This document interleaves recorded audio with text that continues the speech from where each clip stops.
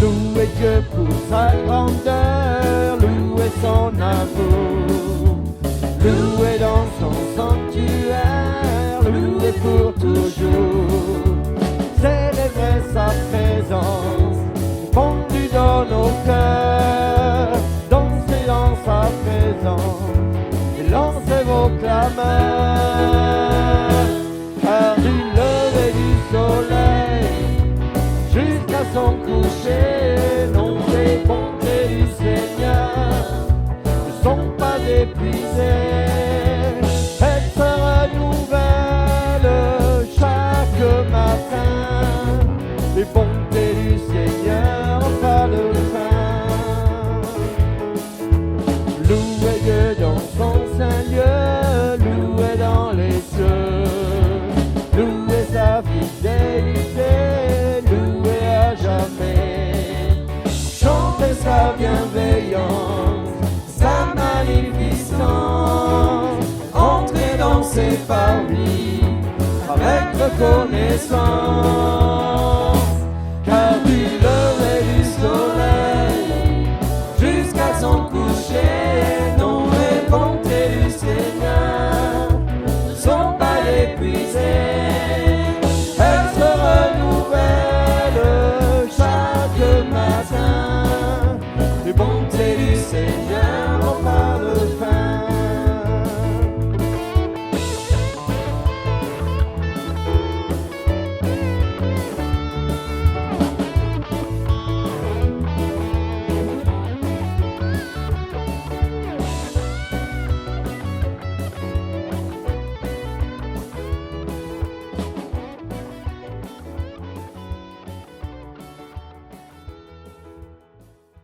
Prenons ce chant ensemble majestueux et rentrons dans ces moments de louange, d'adoration, un culte d'adoration ce matin envers notre Seigneur.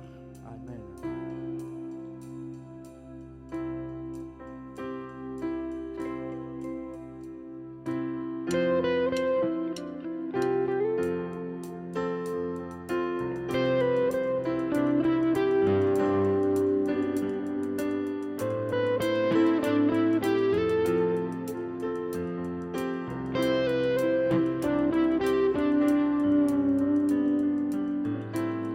Assis dans le ciel, ton trône éternel, tu règnes à jamais.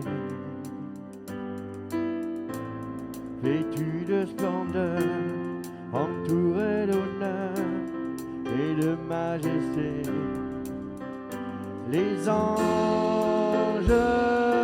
chantent à toi la gloire.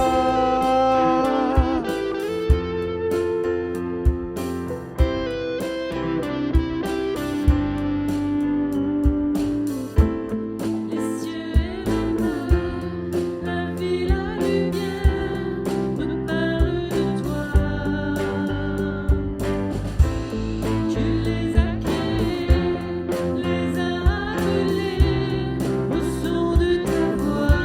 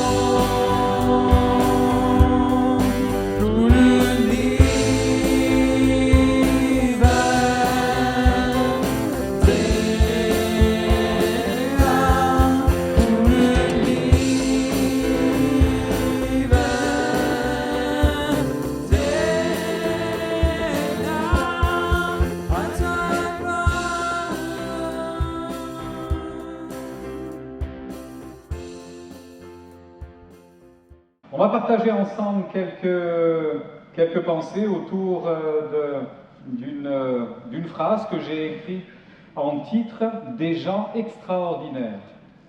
Vous avez remarqué que j'ai mis 3 petits points, parce qu'en fait le titre est un peu piégeux.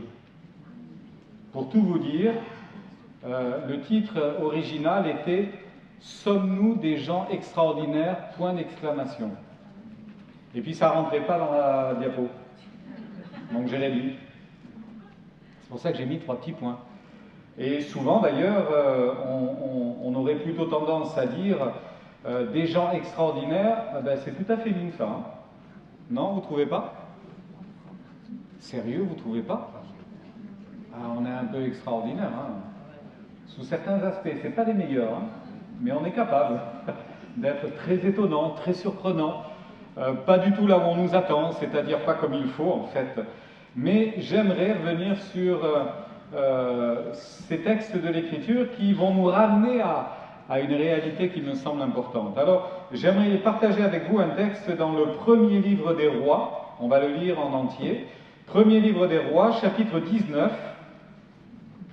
Dans l'Ancien Testament, premier livre des Rois, chapitre 19, et à partir du verset 9. Nous revenons sur une étape dans la vie du prophète Élie. Et cette étape, vous l'avez compris, n'est pas la meilleure qu'il ait pu vivre. Néanmoins, elle est là. Elle existe. Et voilà en quelle situation nous rencontrons Élie le prophète. 1 Roi, chapitre 19, verset 9. Et là, il entra dans la caverne, Élie entra dans la caverne, et il y passa la nuit. Et voici la parole de l'Éternel lui fut adressée en ces mots: que fais-tu ici? Que fais-tu ici, Élie? Il répondit: j'ai déployé mon zèle pour l'Éternel, le Dieu des armées, car les enfants d'Israël ont abandonné ton alliance, et ils ont renversé tes autels. Ils ont tué par l'épée tes prophètes. Je suis resté moi seul, et ils cherchent à m'ôter la vie. L'Éternel dit: sors et tiens-toi dans la montagne devant l'Éternel. Et voici l'Éternel passa.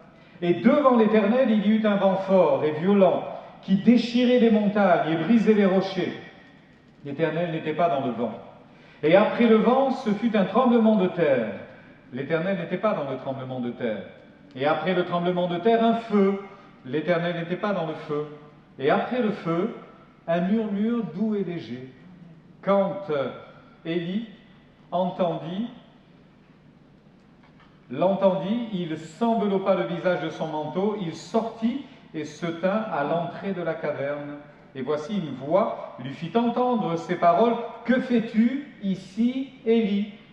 Il répondit la même chose: j'ai déployé mon zèle pour l'Éternel, le Dieu des armées, car les enfants d'Israël ont abandonné ton alliance, ils ont renversé tes autels, et ils ont tué par l'épée tes prophètes. Je suis resté moi seul, et ils cherchent à m'ôter la vie. Amen. On met en parallèle un texte qui se trouve dans un évangile, l'évangile de Luc, chapitre 17, verset 7. Évangile de Luc, chapitre 17, verset 7. Qui de vous, ayant un serviteur qui laboure ou paie les troupeaux, lui dira quand il revient des champs: approche vite et mets-toi à table? Ne lui dira-t-il pas au contraire: prépare-moi un souper, ceins-toi et me sers jusqu'à ce que j'ai mangé et bu, après cela, toi tu mangeras et boiras? Doit-il de la reconnaissance à ce serviteur parce qu'il a fait ce qui lui était ordonné? Vous de même, quand vous avez fait tout ce qui vous a été ordonné, dites: nous sommes des serviteurs inutiles, nous avons fait ce que nous devions faire. Amen. Pas facile, hein, ce texte, hein, faut reconnaître, hein, pas facile. Hein. Surtout dans une période où l'aveu et le besoin de reconnaissance n'a jamais été aussi élevé. Voilà, je n'ai fait que ce qu'il fallait, j'ai rien fait d'extraordinaire. Ah ben alors ça revient à mon titre, ça. Hein. J'ai rien fait d'extraordinaire, j'ai juste fait ce qui était normal. Alors, des gens extraordinaires, parlons-en. On va faire tomber le mythe, si vous voulez, parce qu'il y a un mythe qui existe. On va faire tomber le mythe. La tentation de voir certains d'entre nous plus exceptionnels que les autres, elle est quand même grande. Hein, parce que, franchement, qui n'a pas rêvé sa vie en grand? On l'a tous rêvé en grand, notre vie. Hein. Mais un jour ou l'autre, soit quand on était enfant, soit en grandissant, soit peut-être encore maintenant, on rêve notre vie en grand et c'est normal. D'ailleurs, il vaut mieux la rêver en grand qu'en petit. Hein. Mais ceci étant, c'est pas parce qu'on la rêve en grand que forcément nous allons vivre des choses exceptionnelles, des choses grandes. Il me semble que réussir sa vie, s'épanouir, c'est normal. Mais on pense que, et on a l'impression que ça doit passer, réussir sa vie et s'épanouir, par la réalisation de grandes choses. Pas forcément. Pas forcément. On peut réussir sa vie sans faire des choses incroyables, sans faire des choses que personne d'autre ne fera, qui nous appartiennent qu'à nous, on est quelqu'un de différent à part. Non, on peut très bien réussir sa vie en menant toute sa vie une vie normale, en faisant des choses utiles, en faisant des choses bien, des choses bonnes, qui n'ont pas peut-être ce caractère extraordinaire. D'ailleurs, puisqu'on ne veut pas d'une vie terne et puisqu'on ne veut pas d'une vie plate, d'une vie morose, évidemment, on veut tous être utiles et on veut faire des choses pour cela. Et d'un coup, l'être devient le faire. Et c'est là où ça se complique en fait. Et c'est là où ce besoin de faire pour s'affirmer prend la place de ce que Dieu attend de chacun d'entre nous. Ce qu'il attend de nous, c'est que l'on soit. Et si on est vraiment, alors on fera des choses pour lui. Et elles le glorifieront. Regardez quand même le témoignage de Jésus qui dira, mais le serviteur, on se remet dans le contexte, on se remet à l'époque, il n'y avait pas de syndicat, il n'y avait pas de direction du personnel, il n'y avait rien de tout ça. Et celui qui malheureusement était né dans la peau d'un esclave risquait de le rester toute sa vie. Aujourd'hui on parlerait d'ouvrier, mais on ne peut pas faire le parallèle, ça n'a rien à voir. À l'époque, selon le patron que vous aviez, selon le maître, parce que parlons en termes clairs, selon le maître que vous aviez, votre condition d'esclave, elle était terriblement mauvaise, ou elle était passable, potable, elle pouvait passer, mais c'était jamais extraordinaire. Et voici que Jésus dit une réalité, lequel d'entre vous, s'il voit son serviteur revenir des champs fatigué parce qu'il a travaillé la terre, c'était compliqué, il a fait chaud, il a fait froid, bref, ça ne s'est pas très bien passé, il revient, il est harassé, il est fatigué, lequel d'entre vous va lui dire « Oh là là, dans quel état tu es? Oh là là, non, écoute, ce soir, c'est moi qui fais le repas. Prends tes aides, va prendre une douche, viens, installe-toi, je te mets des couverts en argent et tu vas profiter de ta soirée. » Ça n'existait pas. Ça n'existait pas. Et quand il revenait fatigué, et parce qu'il était fatigué, il revenait peut-être sur les rotules et en traînant les pieds, le patron lui dit « Oh, tu as vu l'heure? C'est l'heure de manger maintenant, qu'est-ce que tu attends? Dépêche-toi !» Et s'il ne s'active pas, ça va mal se passer pour lui. En certains endroits d'ailleurs, les patrons avaient acte de vie et de mort sur leurs serviteurs. Le serviteur n'était pas là, faisait pas ce qu'il fallait, il pouvait le faire mourir, il n'allait pas en jugement, il n'allait pas au tribunal. C'est horrible quand on y pense. La situation de l'esclave, elle n'était pas bonne. Et Jésus s'adresse à des gens qui sont dans cette situation-là. Et il leur dit une vérité, il leur dit, écoutez, le serviteur, c'est un serviteur, et il doit faire ce qu'on lui demande, et il n'a pas le choix. Et quand il aura fait tout ce qu'on lui demande, il n'aura pas fait quelque chose d'extraordinaire. Il aura juste fait ce qu'il devait faire. Alors, je fais tomber évidemment le mythe ou le rêve, j'en sais trop rien, mais la réalité, c'est que nous ne ferons peut-être jamais des choses extraordinaires. C'est pas pour autant que nous allons rater notre vie. C'est pas pour autant que notre service pour Dieu n'aura pas de valeur.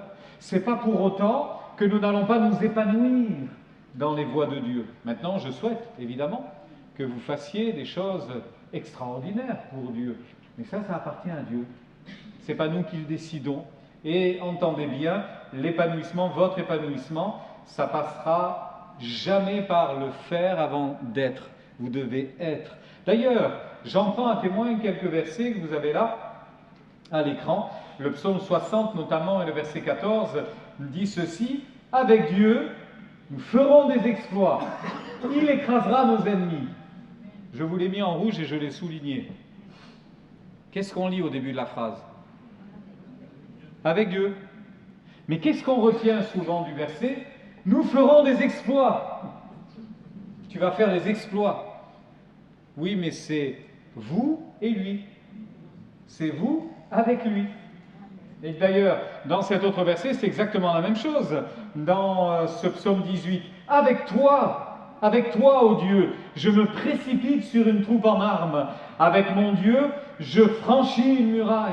Il y en a encore un autre de texte que je n'ai pas mis sur l'écran, mais je vous le cite, c'est dans le deuxième livre des Chroniques, au chapitre 14 et au verset 10, il est dit ceci: « Éternel, toi seul peux venir en aide aux faibles comme aux forts. Viens à notre aide, Éternel notre Dieu, car c'est sur toi que nous nous appuyons. Amen. » Le roi est très embêté. Le roi est très embêté parce que contre Asa vient une armée d'1 million d'hommes. Et lui, il n'a que 580 000 soldats, hommes, pour faire la guerre. 1 contre 2. Et de l'autre côté, on était lourdement armés. Et il comprend que ça va mal se passer. Alors il réclame à Dieu sa grâce. Il dit: Éternel, toi seul peux venir à notre aide et à notre secours. Pourquoi je vous explique cela? Tout simplement parce que jamais l'homme n'est seul quand il fait des exploits. Jamais. Ça n'arrive pas. Devant Dieu, dans notre marche avec Dieu, jamais vous n'accomplirez des exploits tout seul, c'est pas possible. C'est avec Dieu. C'est lui d'abord et vous avec lui ensuite. C'est lui qui est à la commande. C'est lui qui dirige les choses. C'est par lui que les choses arrivent. Et quand on rêve notre vie en grand, il nous arrive quelquefois de nous trouver dans la situation d'Élie. Avez-vous remarqué ce que Élie met en avant? Je suis resté moi seul. Vous l'avez vu, hein? 2 fois il le dit. Hein? Je suis resté moi seul. Tous sont abandonnés. Personne n'est resté fidèle. Il n'y a que moi. Eh bien, il se trompait. Il n'y avait pas que lui. Il y en avait d'autres. Et d'ailleurs, si Élie avait été tout seul, jamais il n'aurait fait ce qu'il a fait. Jamais. C'était pas possible. Être seul, je vous le dis franchement, c'est ne pas réussir comme on voudrait. Si vous voulez vous débrouiller tout seul, allez-y. Vous allez être déçu et peut-être que vous allez déprimer en disant: je ne comprends pas, je ne m'attendais pas à ça en m'engageant avec Dieu, j'espérais une vie haute, je pensais que j'allais être sous d'autres cieux, sur d'autres montagnes un peu plus élevées. Je ne m'attendais pas à une vie aussi plate, pense-t-on, parce qu'on y va tout seul. Mais ça ne marchera pas, évidemment, tout seul, vous allez être déçu. Et si vous voulez faire seul, d'ailleurs, c'est franchement une mauvaise compréhension du service utile devant Dieu. Dieu n'attend pas que vous fassiez des choses extraordinaires, il attend que vous fassiez des choses utiles. Utile, le serviteur. Dites-vous toujours: je suis un serviteur inutile. Parce qu'en vous disant cela, vous allez vouloir être utile. Et c'est auprès de Dieu que vous allez chercher le réconfort et le secours pour enfin l'être. Sinon, on n'y arrivera pas. On va faire. On n'aura pas le retour escompté. On ne va pas être reconnu à notre juste valeur, pense-t-on. Et puis, ça va nous décevoir. On va être mal dans notre peau. Ça ne fonctionnera pas. Le serviteur n'a fait que ce qu'il devait faire. Ce n'était pas un exploit. Eh bien, voyez-vous, il y a des tas de choses qu'il nous faut faire. Ce ne sera jamais un exploit. Ce ne sera jamais quelque chose d'extraordinaire, pense-t-on. Mais à celui qui est fidèle dans les petites choses, Dieu est capable d'en confier des grandes. Ça, c'est une certitude. Alors, j'en viens un peu plus loin. L'épreuve, dans la vie d'Élie, parce qu'on va se concentrer sur Élie maintenant, elle va devenir pour lui une occasion de chute. Je fais une rétrospective. Élie a été appelé par Dieu sur la parole de l'Éternel. Élie va aller vers le roi Akab en lui disant: la malédiction tombe sur le pays à cause de toi et à cause du peuple. Vous avez désobéi à Dieu, vous vous êtes éloigné de Dieu, vous avez décidé de servir de faux dieux, vous vous êtes tourné vers des idoles qui étaient faites de bois, de pierre, bref, vous vous êtes écarté de Dieu, et bien maintenant, récoltez ce que vous avez semé. Et ça va être le vent du désert, ça va être la sécheresse, ça va être la famine, il ne va pas pleuvoir pendant plus de 3 ans. Seulement à la parole de l'Éternel, la pluie va revenir. Et quand Élie, 3 ans plus tard, revient vers Akab, il va s'adresser au peuple et il va dire, vous allez comprendre où est le problème. Offrez des sacrifices à vos idoles et voyons si votre Dieu répond. Il faut qu'il réponde par la pluie maintenant, par le feu et par la pluie. Rien du tout. On va gémir, on va gesticuler toute la journée, il ne va rien se passer. Élie va lui-même proposer d'offrir un sacrifice à l'Éternel, au Dieu créateur. Et il va demander que le feu descende. À peine avait-il fini d'exprimer sa prière que le feu du ciel est tombé. Alors que la question d'Élie était celle-ci, jusqu'à quand allez-vous clocher d'un pied sur l'autre? Combien de temps resterez-vous boiteux? Combien de temps marcherez-vous un pied dans l'église et un pied dehors? Un pied avec Dieu et un pied sans Dieu? Combien de temps allez-vous faire cela? Et devant l'exaucement de la prière, alors qu'on venait de passer des heures à gesticuler, à se scarifier pour que ces fameux dieux qui n'existaient pas répondent à la prière, quelques mots d'Élie: Éternel, prouve à ce peuple qu'il n'y a que toi, que tu es le seul Dieu et que tu exauces la prière maintenant. Le feu du ciel est tombé. La réaction du peuple a été immédiate. Ils se sont prosternés en disant, c'est l'Éternel qui est Dieu, c'est l'Éternel qui est Dieu. Alors on a voulu tarir cette source d'eau mauvaise. On a voulu tarir cette source qui avait inculqué au peuple qu'il y avait d'autres dieux, qu'il y avait d'autres croyances, d'autres façons d'adorer Dieu. Et puis on a éliminé le problème. C'est terrible, en éliminant tous les faux prophètes. Plus de 400 vont perdre la vie ce jour-là. La reine Jézabel va apprendre ce qui s'est passé. Élie, c'est un homme extraordinaire. Jusque-là, il a accompli des prodiges extraordinaires. Parce qu'entre le moment où il a prévenu Akab et ce moment-là, il s'est passé plus de 3 ans, mais il y a eu des aventures dans la vie d'Élie. Il s'en est passé des choses. Et encore une fois que le feu de Dieu est tombé sur l'autel, Élie va monter sur la montagne, et il va supplier Dieu d'envoyer la pluie. Et au bout de 7 fois, il nous est dit que cette prière, cette intercession, il nous est dit que les nuages vont venir, le ciel va s'obscurcir et la pluie va tomber torrentielle. Elle va tomber, l'exaucement est arrivé, terminer la famine, terminer les craintes et les peurs, Dieu a exaucé. C'est un homme extraordinaire. Il a vécu des choses extraordinaires, il a fait des choses extraordinaires. Et puis, d'un coup, l'épreuve devient pour lui une occasion de chute. C'est surprenant. Il est dans cette période faste, il est dans cette période où tout lui réussit. Et puis, quand la reine Jézabel apprend ce que le sort qu'Élie a réservé aux faux prophètes, il va dire, et il va faire passer le message à Élie, dites-le lui, malheur à moi si je ne fais de ta vie ce que tu as fait de la vie de ces gens. Ça veut dire qu'elle l'a condamné à mort. Et elle a dit, je vais te mettre la main dessus et je vais te tuer, tu vas subir le même sort que tu as fait subir à ces pauvres hommes. Pense-t-elle, évidemment. Tu vas subir le même sort. Élie, devant cette menace, bizarrement, il réagit tout seul. Jusqu'à présent, il n'a jamais agi seul. Dieu était aux commandes. Quand Dieu lui dit, tu vas aller trouver le prophète, tu vas aller trouver, le roi Akab et tu vas lui dire, sinon à ma parole, point de pluie sur la terre, il va s'exécuter. Quand Dieu lui dira, tu t'en vas te réfugier dans telle contrée, il y va. Et quand Dieu lui dit, tu vas maintenant sortir du torrent de Kison et tu vas te réfugier dans cette ville, j'ai ordonné à quelqu'un de te nourrir, il ira. Et quand des années plus tard, Dieu lui dit, maintenant tu retournes vers le roi et tu lui dis encore que la pluie va venir, il ira.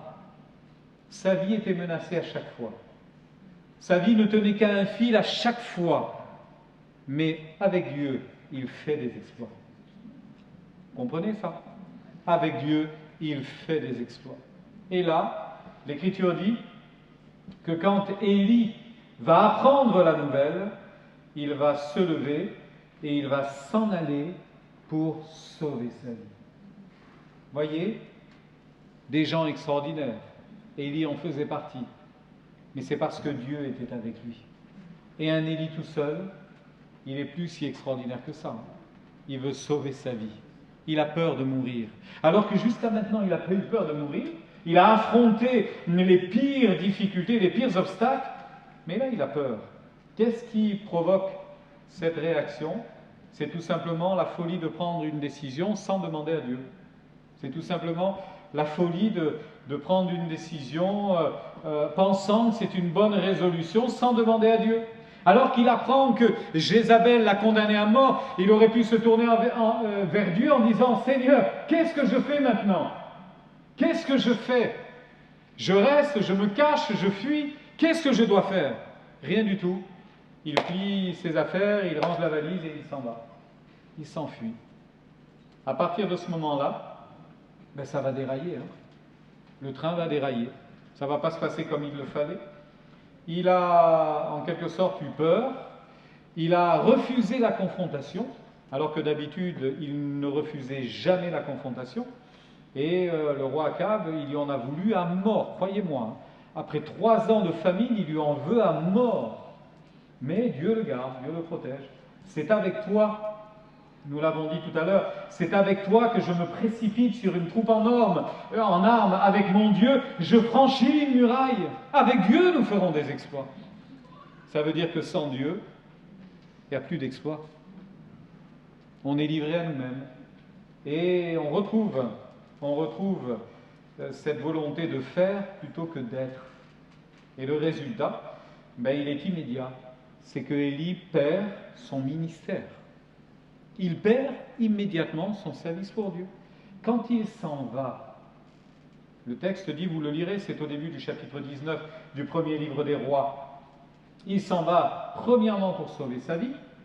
Quelque temps plus tard, il laisse un de ses serviteurs à Beersheba et il continue en direction du désert. Il va s'asseoir sous un genêt et là, il demande la mort. Vous comprenez qu'il est parti dans une direction sans issue. Il dit qu'il veut sauver sa vie, mais au bout de quelque temps, il dit « je veux mourir ». Vous voyez que cette décision sans Dieu, elle était folle, elle était insensée, et elle n'allait pas lui apporter du bien, c'était tout le contraire. Dans le livre d'Ésaïe, au chapitre 26, il est dit ceci, Ésaïe chapitre 26 et verset 12, « Éternel, tu nous donnes la paix, car tout ce que nous faisons, c'est toi qui l'accomplis pour nous. C'est grâce à toi seul que nous invoquons ton nom. » Jusqu'à présent, Élie l'avait fait, et puis il s'est laissé piéger, et il perd son service, son ministère, ce pourquoi il vit d'ailleurs. C'est le reproche que Dieu va lui faire. Quand il va le nourrir, l'emmener un peu plus loin, à la montagne de Dieu à Horeb, Élie se cache au fond d'une caverne, il faut en ressortir, et Dieu lui dit par 2 fois, « Qu'est-ce que tu fais là ?» Sous-entendu, pourquoi tu es là, mais pourquoi tu es dans cette situation-là? Qu'est-ce que tu fais? Là, manifestement, il ne fait rien. Vous êtes d'accord avec moi? Il ne fait rien. Son service, quasi nul. Son ministère n'existe plus. Ce pourquoi il vivait, c'est mort. C'est mort. Il est au fond d'une caverne, c'est mort. C'est ça ne revient pas. Il veut mourir, ça ne revient pas. C'est important de comprendre cela parce que, regardez sa ligne de défense. Elle est terrible, sa ligne de défense. Qu'est-ce que tu fais là, Élie? Regardez ce qu'il dit, je l'ai déjà cité, mais je le recite. « J'ai déployé mon zèle pour l'Éternel, le Dieu des armées, car les enfants d'Israël ont abandonné ton alliance, ils ont renversé tes autels, ils ont tué par l'épée tes prophètes, je suis resté moi seul, et ils cherchent à m'ôter la vie. » Sa ligne de défense, c'est 3 axes. Premier, la notion du sacrifice. J'ai sacrifié ma vie pour toi. J'ai tout donné pour toi. J'ai donné toute ma vie. Je n'ai pas retenu mes forces. J'ai été jusqu'au bout. Si c'est pour en arriver là, ça n'a servi à rien, doit-il penser, si c'est pour en arriver là. Mais la notion du sacrifice dans la vie chrétienne, elle n'est pas extraordinaire, elle est normale. Elle est normale. Si vous faites des sacrifices parce que vous marchez avec Dieu, vous ne faites rien d'extraordinaire. C'est normal. C'est ça la vie chrétienne. C'est normal. Ça fait partie de la vie chrétienne. Et lui, vous comprenez qu'en disant ça, Il essaie de se mettre un peu au-dessus du lot. Hein. Regarde quand même tout ce que j'ai fait. J'interprète, je paraphrase, mais regarde Seigneur, j'ai tout abandonné, je t'ai tout donné, j'ai donné toute ma vie, je ne m'attendais pas à ça, ça n'aurait pas dû se terminer comme ça, c'est pas possible, j'aurais pas dû me retrouver dans cette situation-là, c'est pas normal, tu aurais dû me défendre. Mais qui l'a défendu devant le roi Akab par 2 fois, quand Akab lui coupait la tête à cause de la famine, à cause de la sécheresse? Qui l'a défendu alors qu'il mourait de faim? Il n'y avait plus rien à manger, plus d'eau dans le torrent de Kison. Qui l'a nourri? Qui l'a abreuvé? Qui a pris soin de lui lorsqu'il va être pris à partie en disant « Mais j'ai rien à manger, je vais mourir. Qu'est-ce que tu viens de demander à manger ?» Lorsque cette veuve l'interpelle, qui a pris soin de lui? C'est toujours Dieu qui a été là. N'inversons pas les rôles. C'est Jésus qui s'est sacrifié pour nous. C'est lui qui a fait l'œuvre du sacrifice. Et tout ce que nous profitons, tout ce qui revient vers nous après ce sacrifice, c'est ce qui nous permet de vivre. C'est ça la vérité. Alors évidemment, on a l'impression de faire quelques sacrifices, mais c'est normal, et je dirais qu'il n'y a rien d'extraordinaire. Et puis deuxième axe, c'est la critique, parce qu'il a bien ciblé le problème. Hein. Les enfants d'Israël ont abandonné ton alliance, ils ont renversé ton autel, ils ont tué par l'épée tes prophètes. Il a bien cerné le problème. En fait, il est en train de dire à Dieu, tu vois Seigneur, ma vie elle est comme elle est à cause des autres. Ben oui, c'est à cause des autres que j'en suis là. S'ils n'avaient pas abandonné tes voies, s'ils ne s'étaient pas écartés, tu ne m'aurais pas demandé de faire tout ce que j'ai fait, de dire tout ce que j'ai dit, et on m'en voudrait pas à mort. Ma tête ne serait pas mise à prix. C'est à cause d'eux que j'en suis là.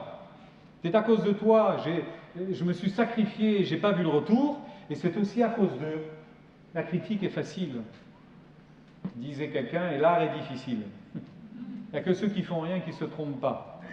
Mais la réalité, c'est que son malheur vient des inconséquences des autres. C'est quelquefois vrai, il faut le reconnaître, c'est quelquefois vrai, c'est pas toujours vrai. C'est pas absolu, c'est pas exclusif.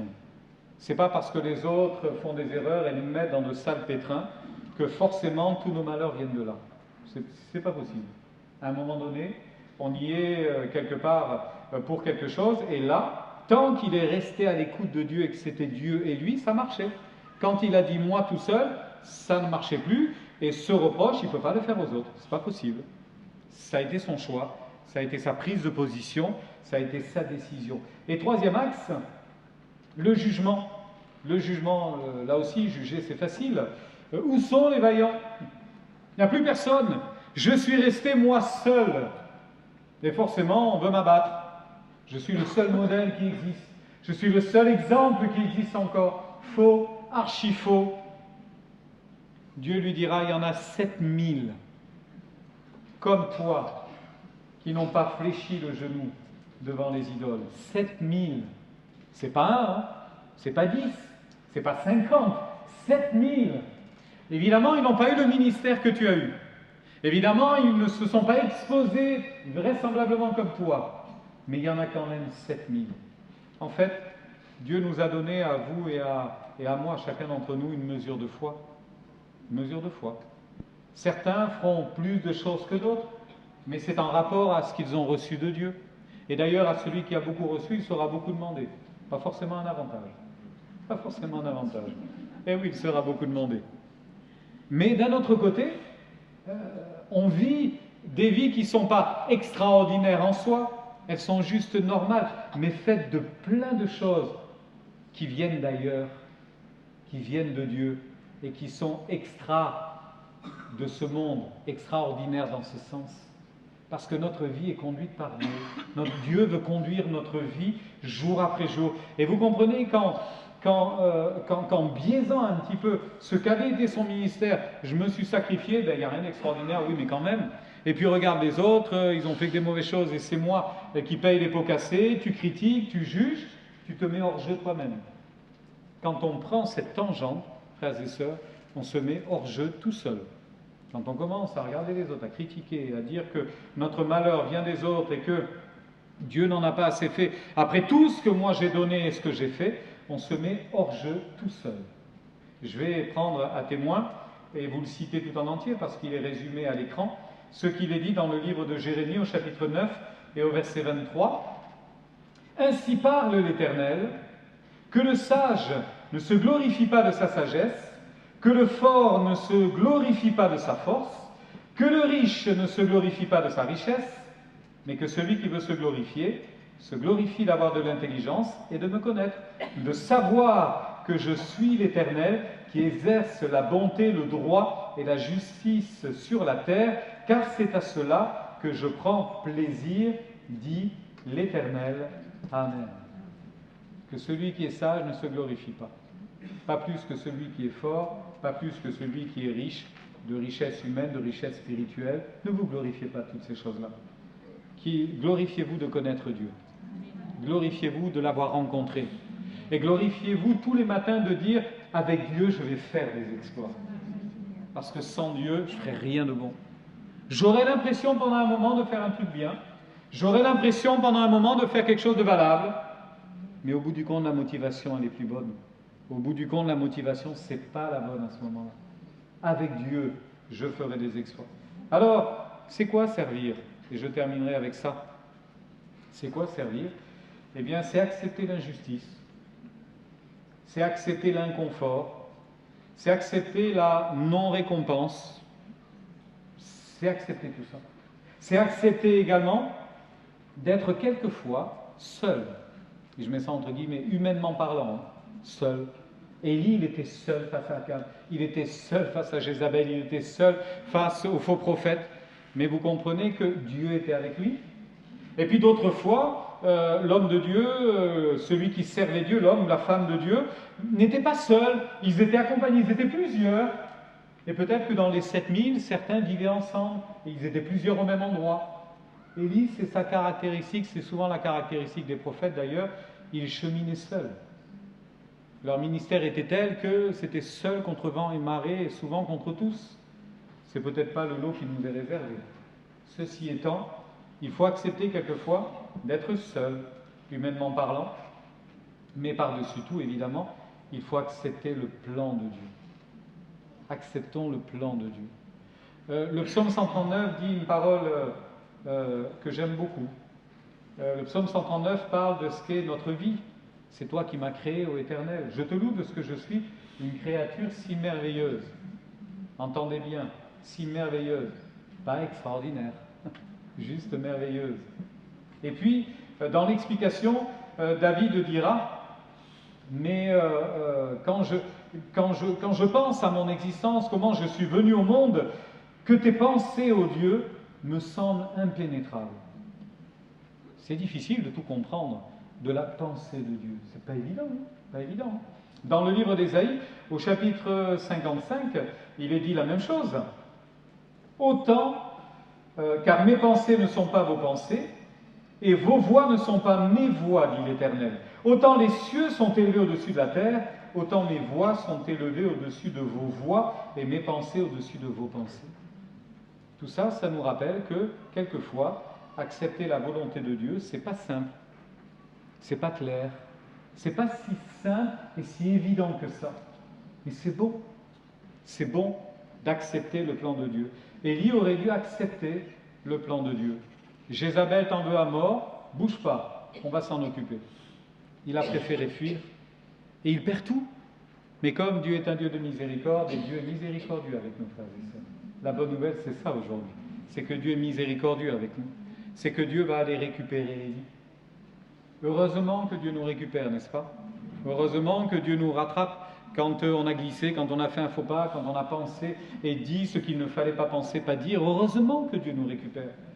Mais il va le récupérer et il va le remettre à l'endroit d'où il n'aurait jamais dû bouger. Il va le remettre dans le service. C'est incroyable quand même. Il le remet à cet endroit-là. Sortir de son isolement, sortir de sa caverne, sortir de l'ornière dans laquelle il était entré. Il devra réapprendre à écouter la voix de Dieu et il devra tout simplement obéir, être et faire avec joie. Être d'abord et faire ensuite, et le faire avec joie et le faire pour Dieu. Qu'est-ce que tu fais là, Élie? Il le fait tout d'abord sortir de la caverne. Quand je regarde de quelle manière Dieu vient lui parler, vous avez vu, On a ce texte, il n'est qu'une fois dans l'Écriture, on ne le retrouve pas ailleurs. Il nous est dit que devant l'Éternel, il y a eu tout d'abord un vent violent, il y a eu le feu, l'Éternel passa, il y a eu un vent fort qui déchirait les montagnes, l'Éternel n'était pas dans le vent fort. Après le vent, ça a été un tremblement de terre, Dieu n'y était pas. Après le tremblement de terre, ça a été le feu, Dieu n'y était pas. Si vous regardez les caractéristiques de la vie d'Élie, vous apercevez que le vent, le feu et le tremblement de terre, ça le caractérise parfaitement. Ça a été un tremblement de terre quand il a dit qu'il y aurait la famine sur la terre. Ça a été un tremblement de terre quand le feu du ciel est tombé et que tout le peuple s'est mis à genoux en disant c'est l'Éternel qui est Dieu. On a remis les choses à l'endroit, on a cassé ce qui avait été mal construit. Tremblement de terre, c'est toute sa vie ça. Et pourtant, Dieu n'était pas dans ces caractéristiques-là. Il a dû apprendre à écouter Dieu dans un murmure. On l'a entendu ce matin, faire silence, dans un murmure. Quelquefois, Dieu vient vers nous à revers. Pas comme on a l'habitude de le voir arriver, mais d'une autre manière. Tout simplement, ça nous déstabilise, mais ça nous fait du bien, parce qu'on réapprend à écouter la voix de Dieu. Parce qu'on finirait par croire que nos méthodes sont toujours efficaces, nos méthodes sont toujours les bonnes, notre façon de penser, c'est toujours celle qui marche, puisque ça a toujours marché jusqu'à maintenant. Attention de ne pas vouloir faire des exploits sans Dieu. C'est avec Dieu que l'on fait des exploits. Il a appris cela, et Dieu va lui dire, après que par 2 fois, il avait du courage quand même, il avait du caractère, par 2 fois, quand Dieu lui dit « Qu'est-ce que tu fais là ?» Dieu lui parle, il sort de la caverne, donc il n'est plus à l'intérieur du trou, il est juste devant le trou, mais un pas en arrière, il y retombe. Hein. Et Dieu lui dit encore « Alors, qu'est-ce que tu fais là maintenant ?» Vous pouvez s'attendre à un autre discours. Bon, mais oui, peut-être que j'ai pas bien fait, j'ai peut-être... Non, lui il redit la même chose. Il est en boucle, hein. Il est énervé. Il est fermé à toute intelligence en quelque sorte. Il refuse d'écouter. Et Dieu va l'interpeller, pas en lui faisant des reproches, mais en lui disant « Va et reprends ton chemin.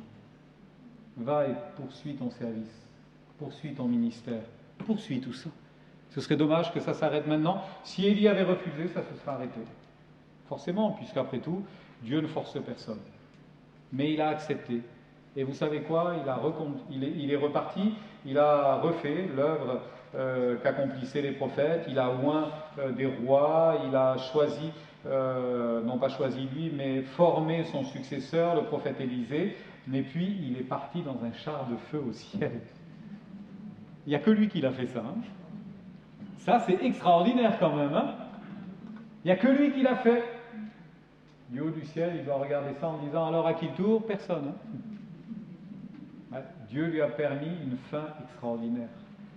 Il y a eu des hauts et des bas. Il y a beaucoup eu de hauts, très peu de bas, dans le texte qui nous est rapporté dans l'Écriture. Mais ça faisait comme une tâche. C'était tellement triste cela. Mais Dieu n'a pas permis. Et je crois que la volonté de Dieu, c'est de renouveler nos âmes encore aujourd'hui. Amen. C'est de nous faire grandir encore aujourd'hui. Et de nous permettre de comprendre que sommes-nous des gens extraordinaires? Non. Juste des gens ordinaires, qui avons décidé juste de faire ce qui était utile, ce que Dieu nous demandait de faire. Et à ceci, l'œuvre sera extraordinaire, parce qu'elle viendra d'ailleurs, elle viendra de Dieu, et elle bénira les hommes autour de nous. Que Dieu bénisse notre terre, n'est-ce pas? Que Dieu bénisse notre quartier, que Dieu bénisse notre famille, que Dieu bénisse ceux qui sont autour de nous, que Dieu bénisse tous ceux que nous côtoyons au travail, que sais-je, que Dieu bénisse nos villes, nos villages, que Dieu bénisse notre département, que Dieu bénisse la France, que Dieu nous encourage en nous rappelant qu'il faut faire tomber le mythe. Hein. Avoir une vie extraordinaire, c'est pas vivre des choses de fou, c'est vivre la folie de Dieu, dans les mains de Dieu. Et Dieu saura se charger de nous. Vous ne voulez pas d'une vie terne, moi non plus. Vous ne voulez pas d'une vie morose, moi non plus. Vous voulez voir des choses incroyables, moi aussi. Mais c'est avec Dieu et avec lui seul.